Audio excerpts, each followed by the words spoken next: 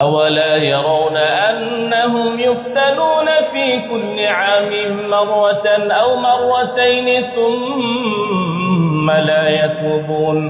আজকে আমি খুবই খুশি যে আমার চেম্বারে এসেছেন গুলশান ডিসিসি মসজিদের সম্মানিত ইমাম সাহেব হাফেজ কারি মাওলানা আব্দুল জলিল সাহেব, যিনি রেডিওতে তেলাওয়াত করেন এবং বিভিন্ন টেলিভিশন প্রোগ্রামে উনি তেলাওয়াত করে থাকেন এবং বিভিন্ন যে আন্তর্জাতিক তেলাওয়াত অনুষ্ঠিত হয় প্রতিযোগিতা, সেই প্রতিযোগিতায় উনি বিচারক হিসেবে থাকেন। হযরতকে আমি অনুরোধ করব আজকে আমাদেরকে যদি একটু তেলাওয়াত শোনাতেন। আসসালামু আলাইকুম ওয়া রাহমাতুল্লাহি ওয়া বারাকাতুহু। আউযু বিল্লাহি মিনাশ শাইতানির রাজীম। বিসমিল্লাহির রাহমানির রহিম। ইয়া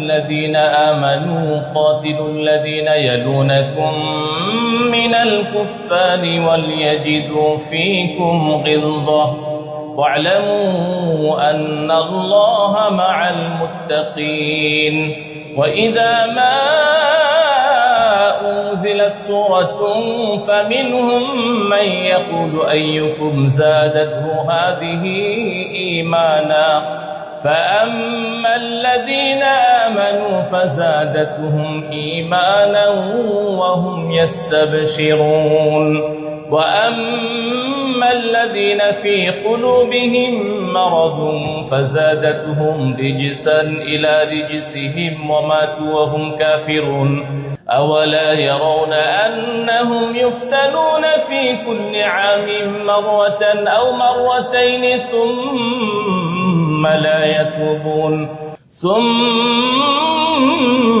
لا يتوبون ولا هم يذكرون صدق الله العظيم।